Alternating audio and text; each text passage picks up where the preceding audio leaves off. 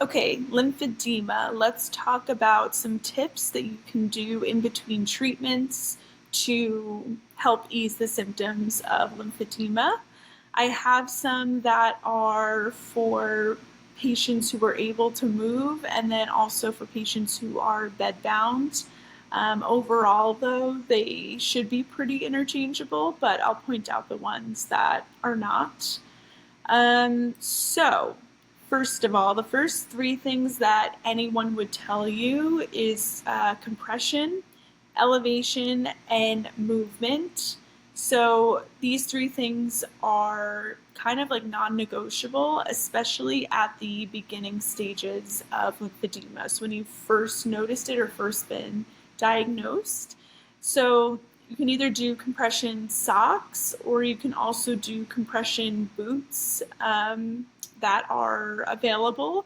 If you're working and you have to leave the house often, whatever it is, compression socks might be easier.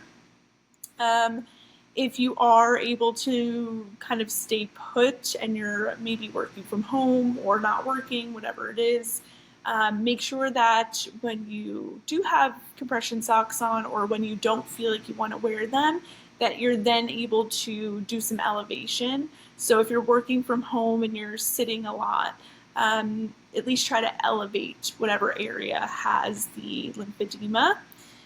If you are able to move, movement is great. Movement doesn't just have to be walking or working out.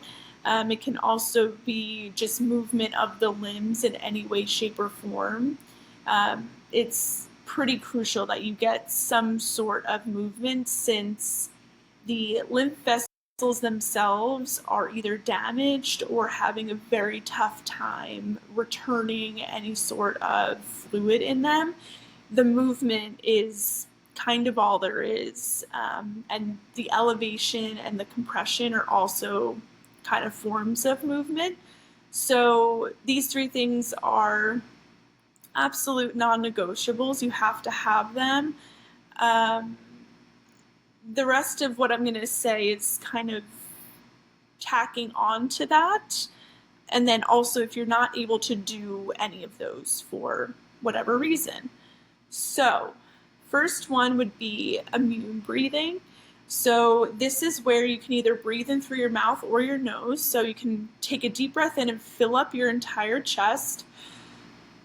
Hold it for as long as possible. I usually say at least 10 seconds. If you can go longer, do. And then out slowly through your nose. So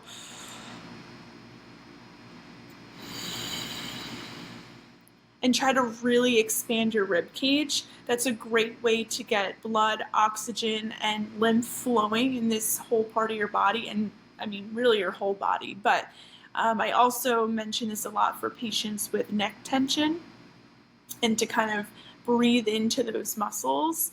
There is a ton of lymphatic drainage that happens in this area, and so doing this can help pump it if you're unable to move a lot. So doing an immune breath in,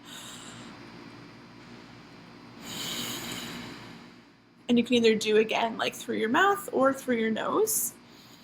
The next one would be to make sure that you have adequate selenium.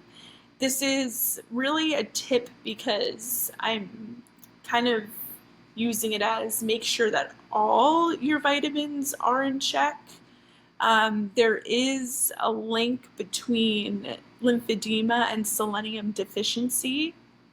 Not so much that selenium deficiency causes lymphedema, but more that it's just a correlation between the two. I have a specific multivitamin that I tend to recommend to patients, so you can just ask me. We've maybe gone over it already.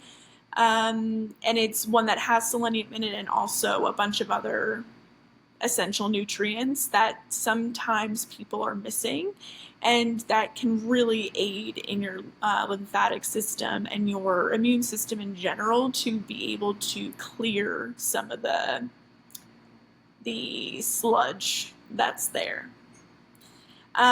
Number 3 would be to remain hydrated. This is so crucial. especially if you're on a diuretic prescribed by a doctor. Some people might think, okay, well, I'm on a diuretic and that's supposed to make me pee out water, so why would I be drinking a lot of water? It's kind of like a pump, so you got to keep it moving on all the sides to kind of flush out the excess fluid that we currently have going on. Also, diuretics, if you're on them for a prolonged period of time and you're not hydrated, they can cause hypotension, so low blood pressure. And then it can kind of have an opposite effect where now you're not able to pump properly or really very little, and now it's stagnating fluid even more. So make sure that you're hydrated. Spring water is best, but do what you can. Along with kind of like your space, make sure that everything is clean if possible. So make sure there's no dust around. I have kind of later on as a tip to have plants in your space because that's really great for air quality. But you want to make sure that your plants aren't just collecting dust, because then they can kind of be like dust balls. So dusting, vacuuming, having an air purifier, that is a great way to try to clean out whatever is in the air. We honestly have no idea what's in the air in our environment, and if you are at a depleted state or you're chronically ill, being able to clean that as best as possible is really to your advantage. So dusting, having plants that are dusted, and also having an air purifier are great options. Along with that, you want to declutter your space if possible. Sometimes when we are overwhelmed with illness, whether it is chronic or not, it overwhelms our system, and so having an overwhelming space can really overload us mentally, physically, emotionally, with our immune system.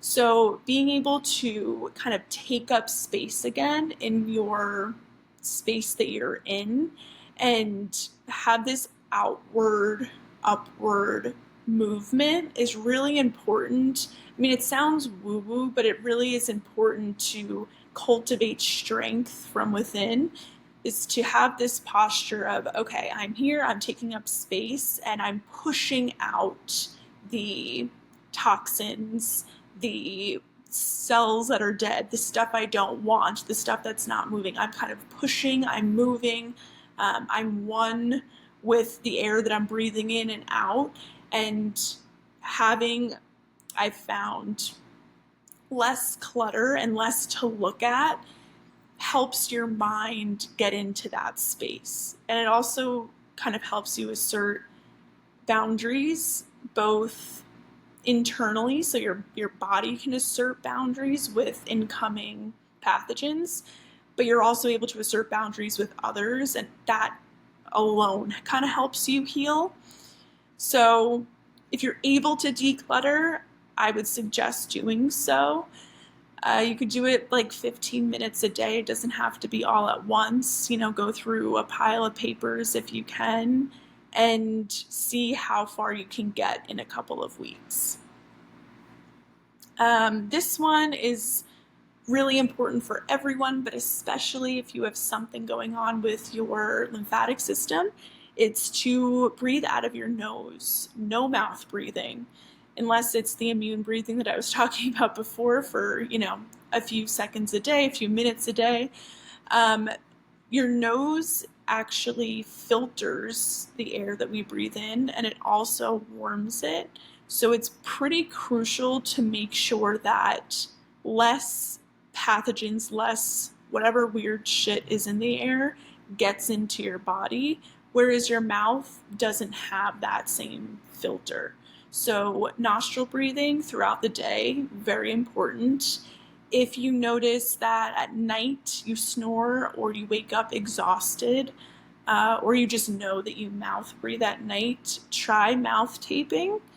It doesn't have to be the big one that covers completely, but they have like little X's, or one strip that just goes right in the middle, or ones with holes in them.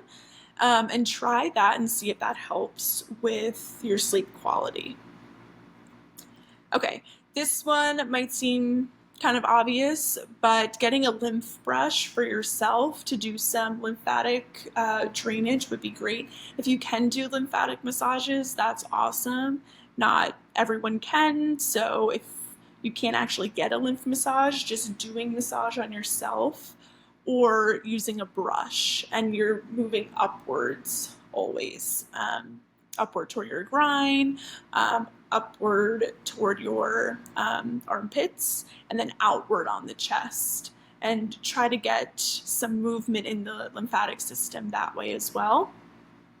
I think I have it written as another tip, but percussion and humming is another great way to kind of add some vibration into the body, and also let loose anything that's stagnant and move. And so you can either hum if you're really weak and unable to percuss yourself, so like kind of tapping up and down. That's a good way, or humming, or doing both at the same time. Those are great ways to introduce movement into your body without having to do a ton of work. Okay, keeping your feet warm. For venous return, this is really important. It's also really important for muscle tension and fascial tension. So your feet are connected to all the fascia of your body by, all these strips of fascia. So if they're cold, it can tense up and kind of cause overall tension in the body.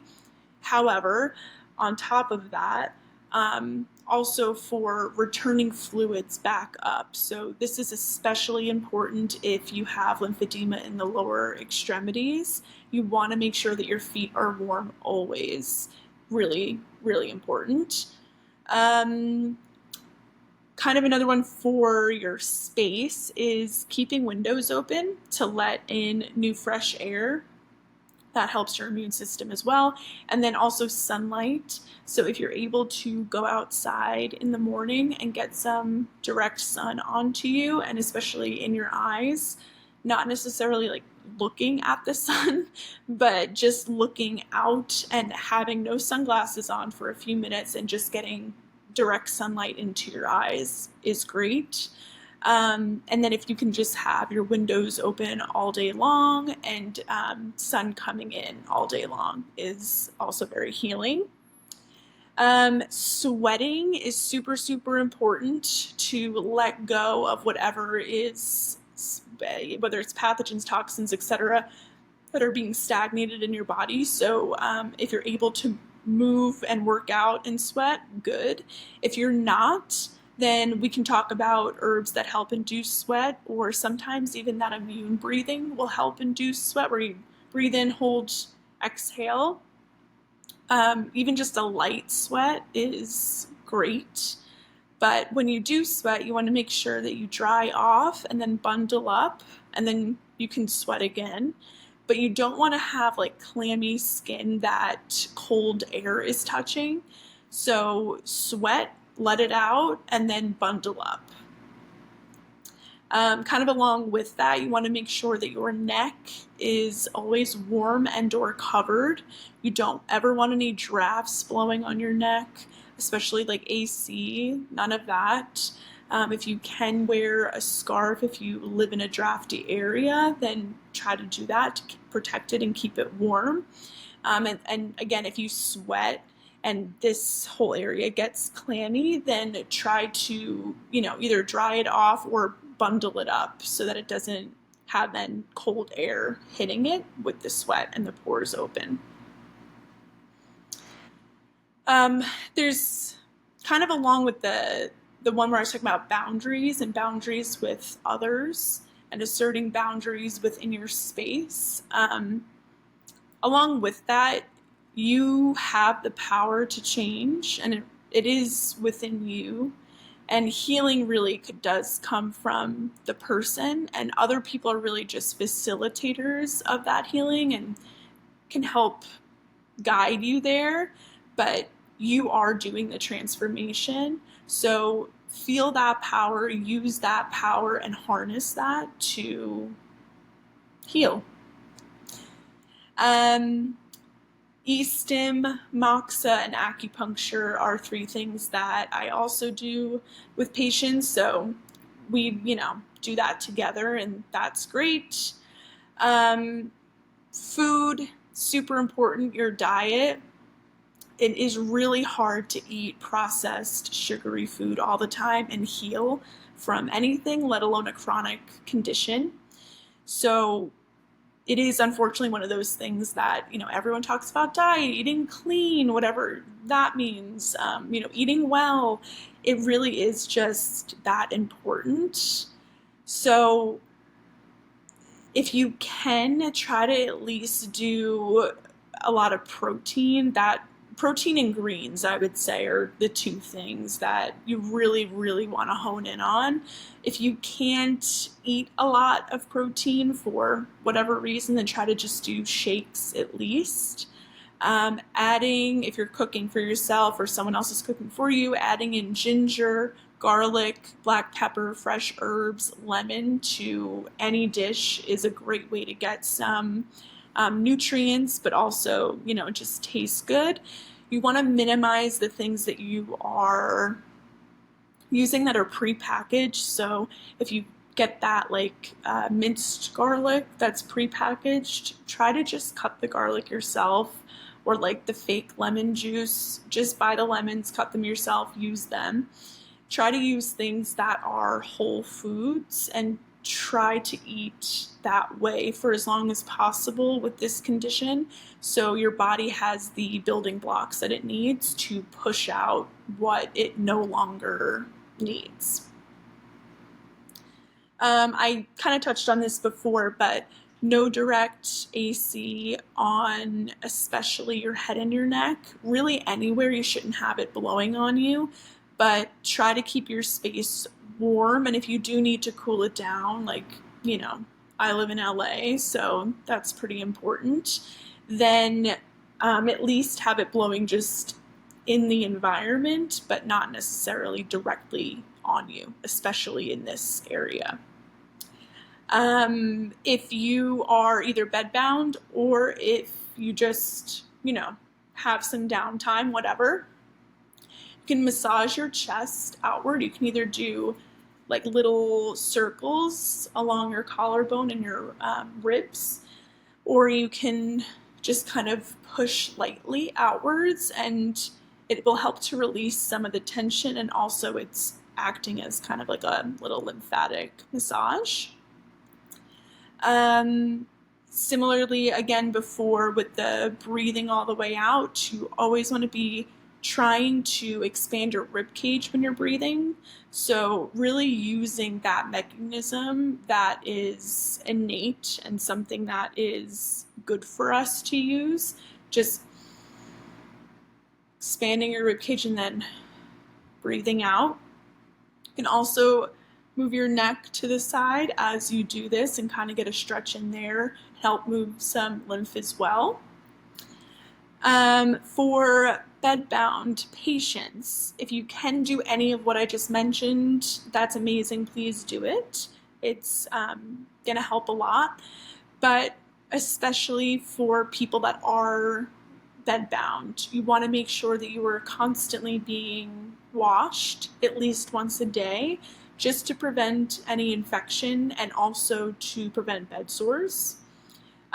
You want to make sure that you're still brushing your teeth. Even though you're bedbound, you still need to be brushing your teeth, even if you're not eating a lot, and even though you're not really seeing maybe that many people, whatever, brush your teeth and tongue scrape. There is a ton of bacteria that can live in the mouth, and that has direct access to the rest of your digestive tract, and therefore potentially the rest of your body. So it's really important that you keep this area hygienic. So still brush your teeth twice a day, and if you can, tongue scrape to get rid of any other biofilm that might be starting to occur. You want to manage your food and water intake. Just because you're not burning a ton of calories doesn't mean that you cannot eat and not drink water. The strength to be able to move this excess fluid that you have comes from food and water. So your body needs it to maintain your blood pressure and also to make sure that all the pumps in our vessels are working properly and have the force to be able to move. So adequate hydration and especially protein intake are very important. If you are laying down, you're able, you can kind of move your arms above your head. It's not super important in which way that you move them, but just to kind of get, again, this whole area working with lymphatic drainage, kind of stretch out a little, put some muscle tension out there, try to get rid of it, try to move your fascia, and move in whatever way that you possibly can. So another good way to do maybe some neck movement is to flex forward, and you can actually write the ABCs with your neck and get some movement in there. Again, great for blood flow, lymph flow, returning oxygen to the body. You can also massage around your ears and down your neck to your clavicle. So maybe with your chest massage, you can also do it like this, just around your body lightly or down your neck. If you can do it around your groin area, especially if you have lower extremity lymphedema, that would be really helpful too. Just kind of like pull up from the thigh and get that moving. You can also do belly circles in a clockwise direction, so get some movement there. It can also help with going to the bathroom. And like I said before, do that percussion or at least hum to get some vibration and movement as well if you're unable to actually physically move. Lower extremity edema, also maybe like lifting your knees and moving them from side to side, or having an assisted help so someone can hold them up and you can try your best to lift as much as possible and then also have help and get them moving. As you can tell, the whole theme here really is movement and upward and outward. We want to kind of push everything upward and outward and move. So I hope some of these were helpful. Try to implement as many as you can, and then we also will be working on the rest of it together.